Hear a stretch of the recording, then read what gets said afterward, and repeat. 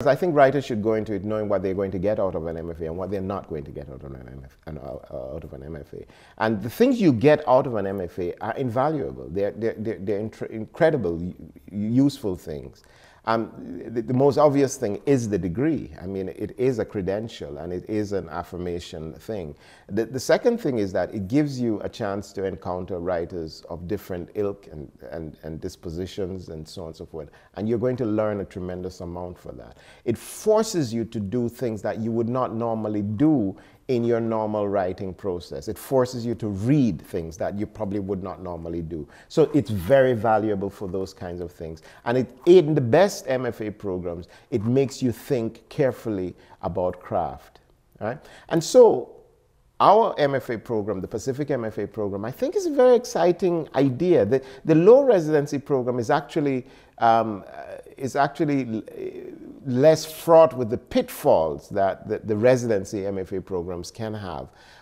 And the reason is simple, at least the particular pitfall that I talked about, which is that having an existing writing life separate from sort of the day-to-day world of the MFA. Because once you're in the low residency program, you do 10, 12 days, you know, with a bunch of people. It's intense and so on and so forth. It's only 12 days or 10 days. After that, you're pretty much on your own again. And you're living the mentoring life. And you probably get more attention from your advisor or your mentor than you would get if you were in a residency program. But you also are forced to deal with your day-to-day, your job, your family, all the things that don't change. Now, the residency MFA program gives you more time. It gives you a sense that everything has stopped for you to do this. But the danger is getting back to your real life, in quotations, and that becomes the challenge. The low residency program tends to free you from that kind of headache. But at the same time, so knowing that, knowing what the benefits that come from an MFA and the things that are not, you know, going to happen from an MFA is, to me, the most important thing that the writer going into the program should have. And I think once you do that, then you can find the very kind of organic relationships that become important for writers and their development. I think that's absolutely crucial. The whole project of being a poet and publishing or any writer and publishing, there's an edge of hubris involved in it, a tremendous arrogance. I mean, let's look at the reality of what that means. I write something and then I want somebody to print 752, 10,000 copies of this thing that I've written with the expectation that 10,000 people are going to read it. I mean, how important could I be that I think that I'm worth 10,000 copies of the things that I think and say being done? And so the project is nuts in that sense. But the way you work through that is because you remember that you are one of the 10,000. In other words, I buy books, and I want books, and I want to read the stories, and I want to read the poems, and I'm one of that 10,000, and I don't feel exploited by that person who is producing that, but I'm grateful for that person to produce that. And so you justify it and sort of understand it in that way. But you're also reminded that you should not have any sense of entitlement about this. You know, to publish is a privilege. It's a gift that you're given. The other way that I deal with this sense is because I've been really thinking a lot about the function of writing as a function of witnessing. I heard Wole Soyinka, the Nigerian Nobel laureate, about a month ago. He was in Jamaica at a festival that I run called the Calabash International Literary Festival. And he was on stage with Paul Holden-Graeber, and they were having a conversation. And Paul Holden-Graeber said to Wole Soyinka, he said, you know, he quoted from some work that said Soyinka was the conscience of Nigerian society. And then he said, well, what do you think about that? And Soyinka says, I'm not comfortable with that title. He says, I have enough trouble being my own conscience, much less to take on 90 to 100 million people. And so then Paul then said, well, what others have said, you're a witness. And Soyinka says, witness makes more sense to me. That sense that I'm a witness, I see, I engage what I see. I give back what I see. I'm responsible for what I see. But in the retelling of what I see, I'm making something beautiful. The witnessing process is less burdensome, but it's personally burdensome. It's part of personal integrity.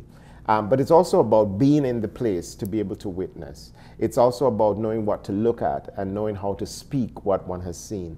And I think the unique quality that we have as writers is the ability to speak it. I mean, many of us witness it, but few get a chance to speak it, or few know how to speak it. And that's craft, and that is experience, and that is the knowledge of writing. And so for me, that becomes a more critical function. Consequently, the idea of writing a book and then trying to see that book published, the kind of assurance that I get that it's a valid and perhaps even a noble kind of occupation is that I believe I am trying as best as I can to witness, to be a witness to the world, to be a witness to experience, to be a witness to beauty, to be a witness to fear and to ugliness and all the things that come in life. And if in that sense, you know, one can do that. And then we are here in the now. You know, frankly, I don't know whether I'll be relevant 100 years from now. I don't, you know, we imagine when we think of the 19th century that the writers that we still remember were the only people writing at that time. There's a kind of lie that we tell ourselves. Well, this is not true. There were just as many writers then as probably there are now, and we don't remember most of them. You know, we don't remember 90% of them. They're forgotten. I may be easily one of that crowd. Well, I believe in being absolute candor with MFA students about what the MFA can or cannot do for you, what the program does or does not do for you, and knowing that so that when you walk into it, you know what you're getting from it and so on. And for me, the lesson that I think I've been dogged about telling people is you must make your MFA life separate from another life that is your writing life. And this may sound like complete sacrilege and the worst thing that you can say.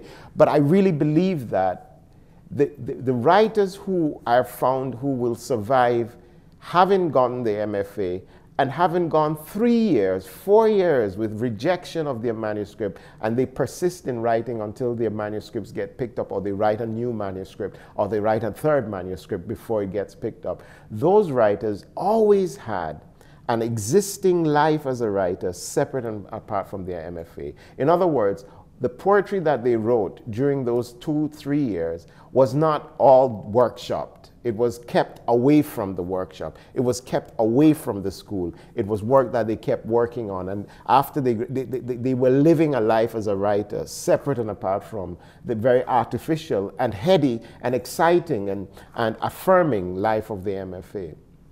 So this has always been my advice to writers, is to have a secret existence as a writer and to really learn what it means to be in the trenches away from that kind of affirmation, which then frees them, frankly, which I think is important, to get the most out of the MFA as a craft process, a process of learning craft. That means that you can happily learn iambics and learn the trochaic and learn how to write pontoons or learn how to write ghazals or anything. Learn it because you're just learning craft. That every sonnet doesn't have to be brilliant because you're learning the craft. It frees you into that kind of space. And I think that's absolutely critical. Harder to do for fiction writers, but very possible, I think. I think actually should be really possible for them to have these kind of, this bifurcated view about writing.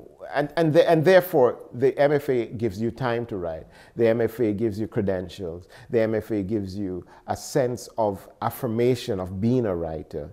And if it's a good MFA program, it prepares you for the life of writing that will come after it. But I really believe in that separation. So that's one of the most crucial bits of advice that I give. And that then allows my relationship to those writers to extend beyond the MFA program, right? And there are writers all over the world that I work with. And I enjoy that process. I enjoy watching writers make something of the work they're doing.